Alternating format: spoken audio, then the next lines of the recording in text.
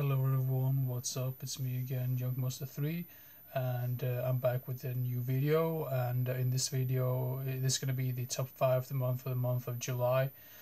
So yeah, basically all the 5 best films that I watched for the very first time during the month of July. So yeah, let's begin right away. So at number 5 we have the Japanese horror film called Onibaba. I probably butchered the name or like the title of that. But this is a horror film from the 60s, from 1964, and it did kind of remind me a little bit of like Andrei Tarkovsky's type of films, like the style that he has. And it also quite remember not remember it quite reminded me of The Woman in the Dunes, I believe it was called, which was another like Japanese film which was released in, I'm not sure if that was released in the 60s or 70s. I'm not really sure about that, but that's another film that is felt very similar to this one.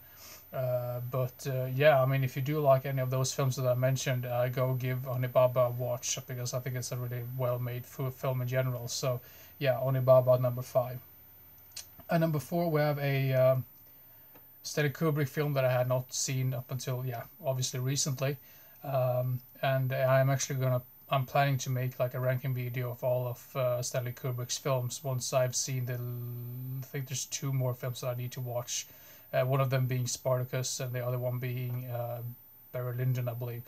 But yeah, I think I might have seen like Spartacus at some point before, but I just don't remember too much about it. So that's the reason why I've not rated it yet.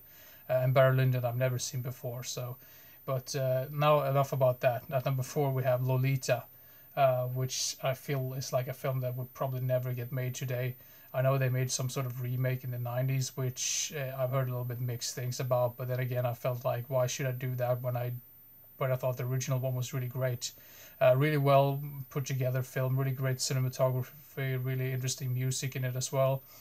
It's sort of like a goofy like start to the film in a way, but then it just gets way darker the longer into the film you get, and I think the acting is absolutely superb.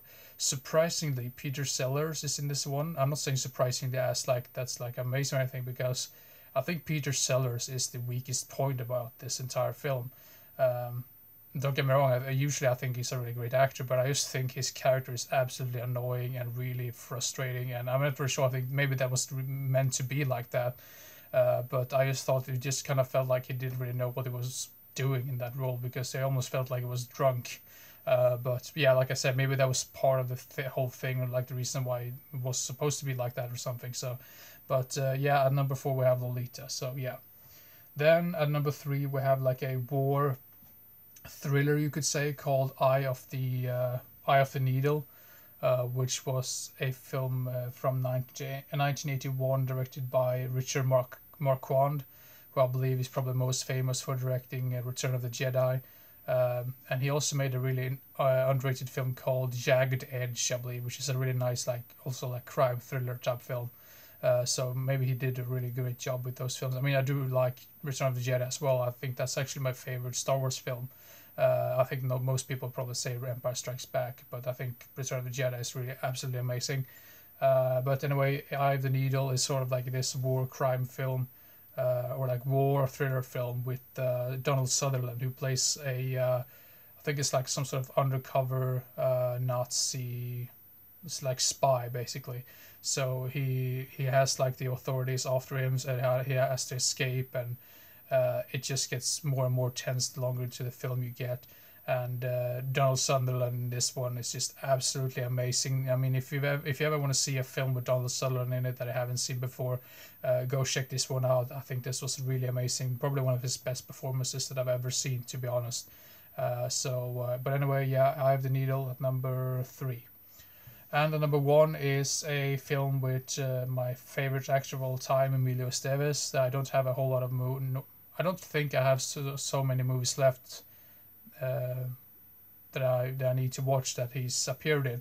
Mostly, I think it's like sort of like cameos type things or something like that I have not really the highest interest in, but I'm probably still gonna watch them anyway. But at number two, we have In the Custody of Strangers, which was like a made-for-TV movie from 1982. And I do believe I might have this on VHS, because I don't think this was ever released on DVD or Blu-ray, which is a shame, because I think this is a really great and well-made TV movie. Because usually when it comes to TV movies, like back in like the 70s, 80s, and 90s, they had some really great ones. Once you got into like the 2000s, they really started to crumble in terms of quality. But this one I thought was really great. Once again, I mean, maybe it's just because I have a soft spot for Emilio Estevez in general. Some people would probably say, "Oh, this is very generic," but it's basically about Emilio Estevez' character. He plays like a teenager, and he's getting sent to prison, and there he gets really like not wrongfully like. I mean, they treat him really bad in prison. That's just what I want to say. And the whole like system is against him. So he plays like this like troubled teen basically, and he gets shoved into this prison with adults basically, and then he just goes off the rails. But yeah, I really liked his performance in this, and I really liked all the side characters in it as well. It takes quite a dark turn towards the end of the film, which I didn't really see coming. I thought that was really interesting. And I do believe this was the first film that he appeared in, and then let's say feature film, because I do believe he like did some like short films or something like that before that, or maybe like cameos and stuff. But yeah, I think this was the first one he appeared in, or like had the who was like the lead role in this film basically. And this one also has Martin Sheen in it, who plays his father, which I thought was really cool as well. But yeah, really entertaining film, In the Custody of Strangers from 1982 at number 2. And at number 1 is a film which I also think is considered a classic, and I'm sort of ashamed of myself that I had not seen this one up until quite recently.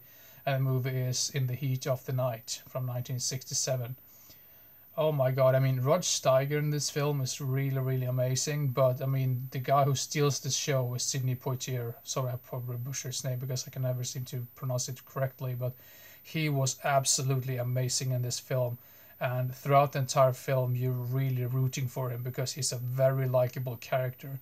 And it's basically about, like, I'm not sure if this is based on true events or something. I can be totally wrong about that, so don't quote me on that, but he's pretty much getting like racially accused and stuff. I mean, there are just a bunch of racists everywhere who treats him really, really bad, and you just want him to stand up for himself and just like, well, you shut up to the rest of them, because there's like a specific scene in the film which I thought was really tense and really cool, where he's like sort of like surrounded by all of these racists that are about to beat him up, and he just grabs like a metal pipe or whatever. And I was sat there in the couch like, he's come on, beat them up. I really rooting for Sidney Poitier's character at that point, because that's how likable he is in this film. And it's sort of like a crime thriller type film in general. I've seen lots of really great crime thrillers in general in recent days actually. So I'm really glad for that I've seen so many really good ones as well. So.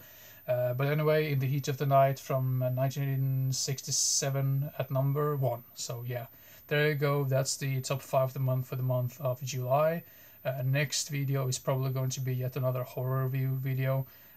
And like I've told you in some of the previous videos, I am going to try to make a ranking video of Stanley Kubrick's Stanley Kubrick's films and Sam Peckinpah's films. So I have one Sam Peckinpah film left to watch, and I have 2 Stanley Kubrick films left to watch that I mentioned before. So keep your eyes open for those videos, and yeah, hope you enjoy this one, and see you in the next one. So see you next time. Bye bye.